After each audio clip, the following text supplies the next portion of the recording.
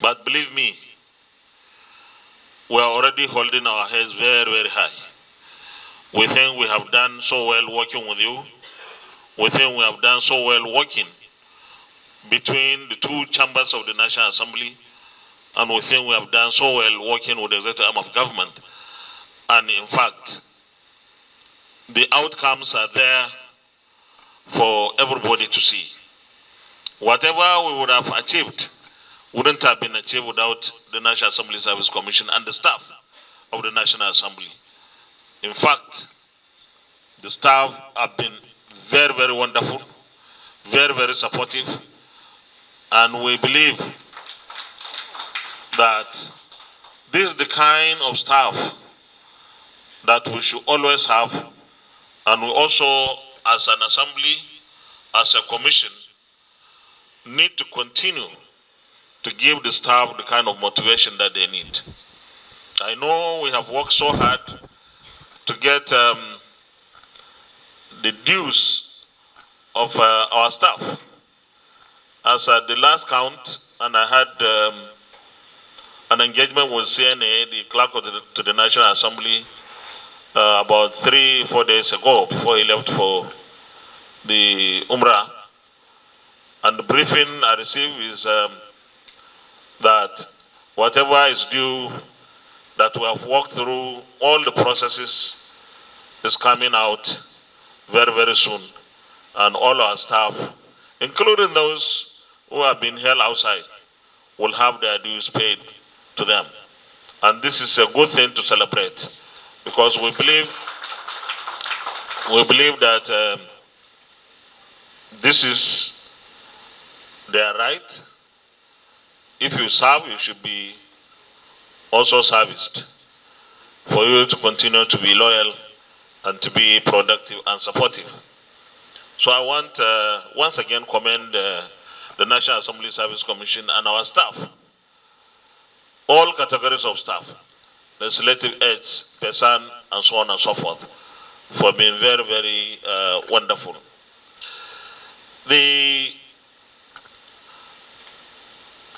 The National Assembly today is maybe 2 months, but what is critical to us is what happens after we leave.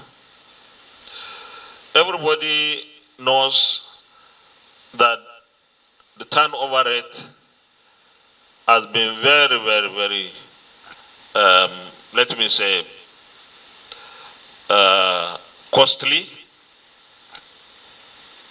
costly because, and this without prejudice to anybody elected, costly in the sense that when you have only about 30% of members of the National Assembly in the 9th Assembly going into the 10th, you know that you have lost capacity, you have lost experience, you have lost skills, enterprise, and so on and so forth.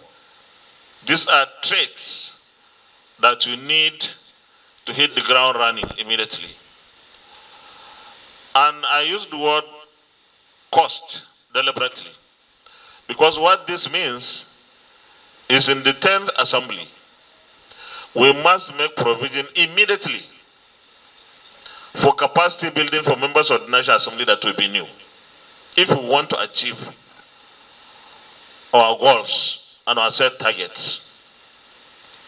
Everybody is enthusiastic, everybody is ready, we are all feeling beautiful. We want to come in and continue to build on making Nigeria better. But the parliament is not like the executive. And therefore, I'm using this channel to sound that advisory already, that the National Assembly will need money.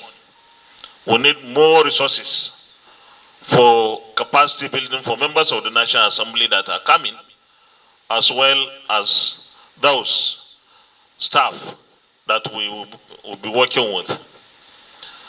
I also want to add here that the National Assembly Service Commission, the management of the National Assembly, as well as the management of the National Institute of Legislative and Democratic Studies, will have their hands full, because the 10th National Assembly, and I'm not speaking for the 10th National Assembly, is yet to be inaugurated.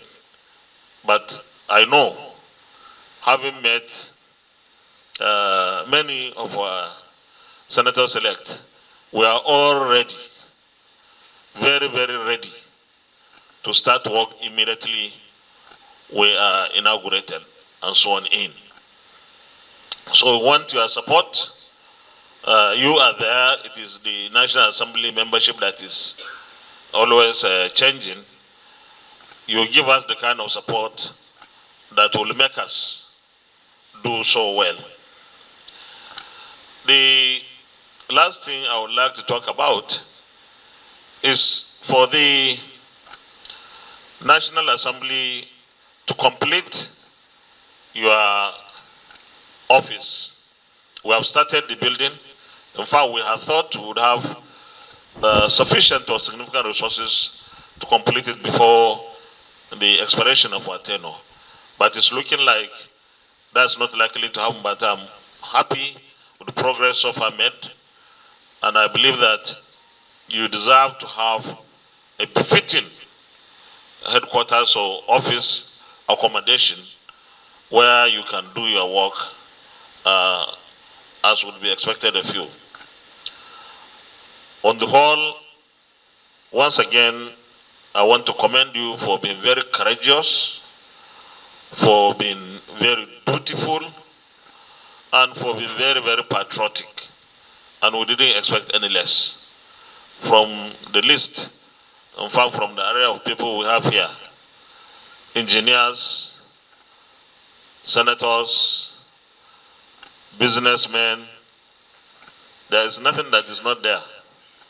So there was no way you couldn't have done this very wonderful job that you have done. Congratulations once again. And on those of us, this is the last time we are seeing probably or receiving a report of this nature in this tenure. I don't know if there will be another report. Will there be another report, Chairman? I don't think we are going to have. So this is like a farewell of some sort. You know, farewells are very difficult normally because you get reminded of so many things, and sometimes you even get emotional. I will not get emotional, but I'm feeling that we actually have our fate tied together. National Assembly is not about the chambers, Senate and House chambers. National Assembly is about the entire family of the National Assembly. It's the system, the ecosystem itself, and that captures every segment of it, from the Senate chamber, the House chamber, the management, the National Assembly Service Commission, NAILS, Code of Conduct. Which one is the other? Public Complaints. No, Code of Conduct is outside. Public Complaints Commission. Which one? NABRO. This is what constitutes the National Assembly ecosystem. And this is the National Assembly family. You have to have all of it in its entirety. And without sparking any controversy, this ecosystem still needs to be better serviced for it to be more efficient, more effective in service delivery to the Nigerian people. and it's worth it. Because given the evidence of what the